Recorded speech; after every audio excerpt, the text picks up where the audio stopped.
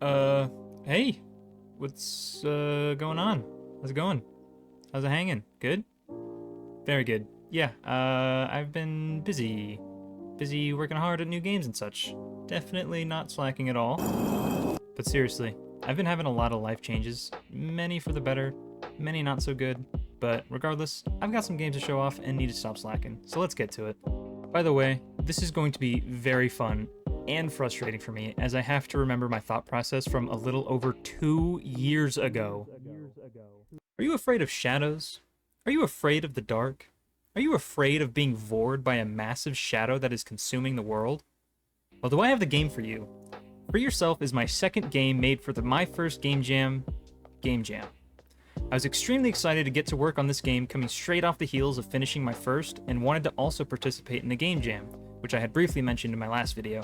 For this Game Jam, there was a theme, which was unveiled at the start, which was free.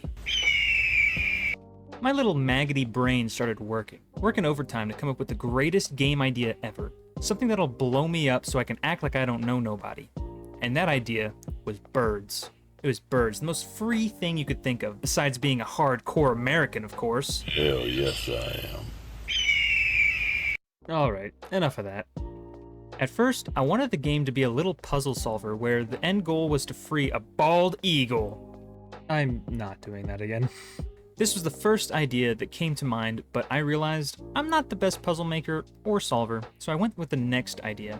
This idea was to do a platformer where the player would be escaping or running away from something that would free them. I've got the gameplay planned, but no real vision. I know I'm doing a platformer, but have yet to pick out the exact theme I want.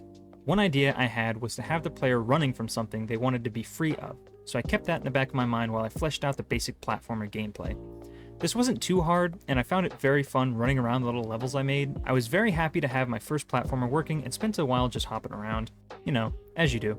Working in Construct was very helpful for me as at the time I had extremely basic knowledge of working within game engines and zero coding skills. I have built up quite a bit now, but I'll speak more on that in my next devlog. Back to this game, now that I have the basic movement added, I wanted to start implementing the thing that the player was going to be running from. Initially, I wanted to have this thing start at the player's position and after a time start chasing the player through the level. I played around with the different behaviors in Construct and eventually I had a character mimicking the player's movement. So I decided to make the entire gameplay loop around this concept. Once I figured this out, I started coming up with the idea that the character following you is a shadowy version of yourself, and that they are the real obstacle. I think I was really excited when I figured this out. No f***ing way. It's actually fucking working. Holy shit. Wait, why did he stop? Oh, yes. Yes. Dude, this is amazing. That took so long to figure out. No way. Dude. Yes. Now that I have the shadow movement, I wanted to implement a wait time at the start so that the player could get a head start in the level. While trying to implement this, the shadow kind of started to just phase through the level right at the player. I didn't really like this at the time as I thought the movement mimicking was very cool, but looking back on it, that wouldn't be a terrible idea either as it would really fit with the shadow idea, but maybe I'll use that in the future. Another idea I tried implementing was a second character that you would control as well. I'm not exactly sure what my end goal was. I really need to document my process better. What was I thinking? But it made this really weird effect where the character would follow my side movement but would kind of just jiggle around and not jump. So I scrapped the whole thing. Now that we have the shadow movement working, I started working on the actual goal of the game, which was to grab a key which will unlock a door to progress to the next level. It's a very simple gameplay design, but simple is key when you're first starting out and for game jams, as you don't really have a lot of time to spend on these games. Once I had the door and key added, I started working on the first real level, which consisted of me just drawing random lines until I started forming a shape I was happy with. A weird thing that happened here is that once I reached the door in the first level, the second level and the first would kind of combine, creating this weird effect where the first level was only showing, but you couldn't collide with it, making these false platform looking things. Looking back on it, I'm kind of sad I didn't capitalize on this and make a level with this mechanic, but another one for the back pocket, I guess. The next thing I did was add this cool little animation for the key where it would hover up and down in place to add a little bit of pizzazz to the game. And now, it's time for death mechanics. Oh no! I wanted the player to fade out and die when the shadow reached them. And after a few bugs and deaths at the start of the level, I finally got it working, and now you can die. With that, I have an almost complete game. I then worked on the start screen and end screen. The working title is, interesting. Now, I'll let 2021 me summarize the game and death. Ooh, Madelphagma. All right, now you get the golden block. All right, and then you go and you get the door, the brown block, the poop block. And then you do it all over again. Oh, but crazy kooky, you gotta watch out. This red block. If you wait too long, he'll come at you. He'll come at. Whoa! Look, here he comes. Oh no! Oh, don't touch. Oh no! Oh wait, but I'm too good at the game, and I got the key, and now I'm at the. Oh, I beat the game! Whoa! Yep, that's it. Delphagma. Ironically, making the effects for this silly little title inspired me to implement it into the various texts throughout the final game. Now that the gameplay is practically finished, it's time for some art. Now, I'm not the greatest artist, but I do have a small amount of pixel art experience coming from my last game, so I decided to give that a go again. For my first sprite, I made this blushing ghost. Oh, he's so bashful. Oh, he's so shy. Whoa, hey. Whoa, now, hey. No, no, no. Wait. With the shadow art set up, I started implementing it into the game, but had some troubles getting it to load properly. There was something going on with the eyes that made it look as though one of them was larger than the other. It was fixed when I made a large shadow, but that isn't really what I wanted for the final product. Eventually, I solved this issue by resizing the shadow to be slightly smaller than when I first added it, which worked well enough. The unintended consequences of this was when I went to the next level, he metamorphosed into a flea and started to eat me alive. He's a little fucking flea! The last edits I made on this game was remaking the first level, making it so that the shadow was faster and started earlier, as it felt slow and sluggish originally. Now he's super fast and spooky like a shadow should be. And finally, I made a very professional lose screen for when your shadow grabs you. I swear I want to be taken seriously as a game developer, alright, trust me. And with that, my first development session concludes, and 2021 me went on a 6-hour break where who knows what I was up to. This was definitely my longest day and will most likely dwarf what I have to say about the following days. Next, I worked on a player sprite, which is just the shadow sprite with color, and started making some animations for them, such as an idle, jump, run, and hurt animation. I then began attempting to fix the collision boxes on the player and shadow, and I'm still kind of sad with how the finished version is. With how I made it, the player gets stuck on the corners of platforms and makes the movement kind of jittery and unpleasant when you get in those situations. I decided to leave them in spirit of the jam, as if I really wanted to fix it, then I probably would just remake the game in a sequel of some sort, as scope creep becomes apparent later on. You'll see. Another feature I tried to add that didn't plan out how I wanted was for the shadow to increase in speed as time went on. So the longer you took in a level, the faster the shadow would be, and eventually catch up to you. I thought this was very good to add since the shadow is the only enemy in the game, and giving it another ability would add more challenge to the game. I'm sure if I played around with the setting more, I may have eventually figured it out, but I just decided to scrap the idea and move on. I started to work on the menus and fixing the death menu as it wasn't showing up in the middle of the screen.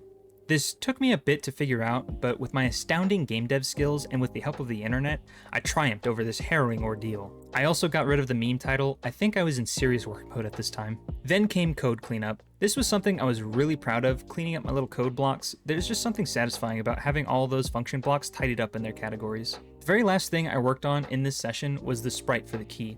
It took me quite a bit to get the design I liked, and in the end, I feel as though the key was still slightly off looking, but got the job done.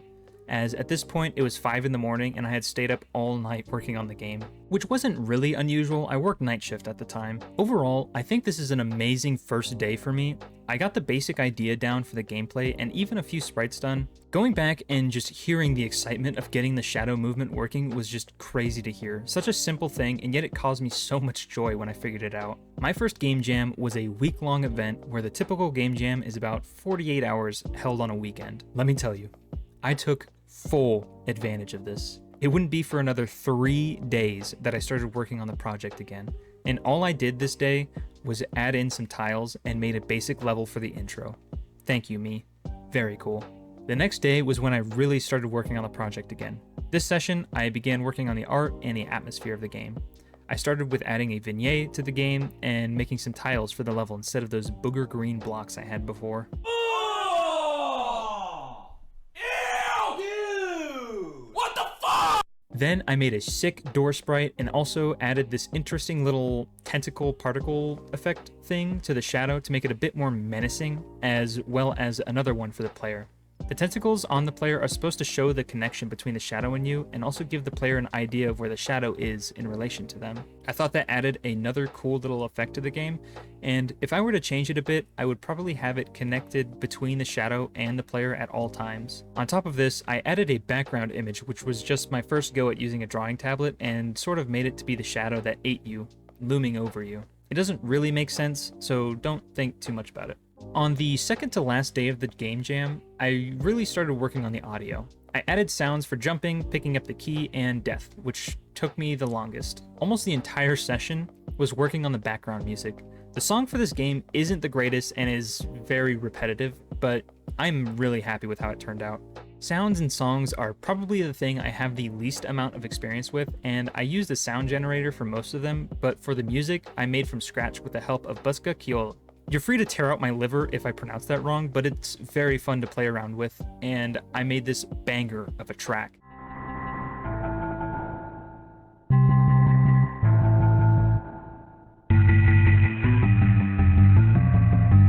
Honestly, it's crazy how the game didn't win Best Soundtrack of the Year.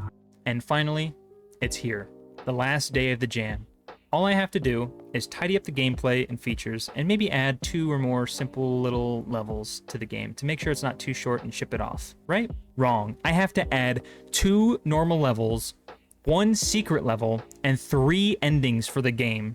Collectibles and endings that depend on those collectibles. I told you scope creep was coming into play. Definitely good stuff to be adding on the last day of the jam when I needed to submit it, and not during the 3 days where I did nothing. Go me. There are quite a few things I added and fixed between the last day and this day, such as a new title screen and endings. Essentially what I added were these light collectibles in each level. Once you picked one up, you can't pick it up again in the same run.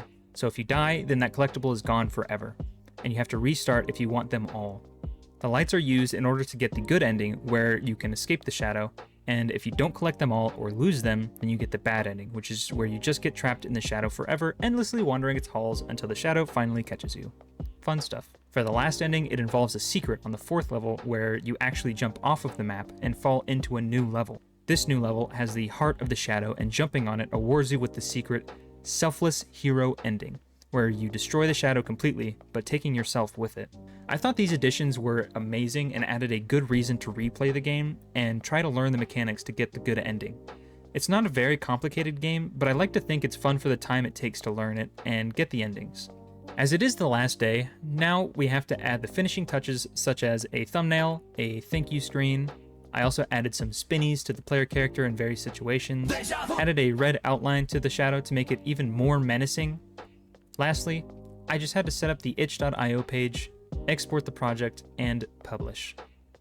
Thank you so much for sticking through this extremely long video. This was an insane experience. Participating in the game jam gave me a lot of experience in many different aspects of game development, and I am excited to do another one. The biggest thing I learned was to move on when something isn't exactly working. If I were to dwell on it, I probably would get too frustrated and feel like dropping the project, which I'm glad I was able to push through to release for this game.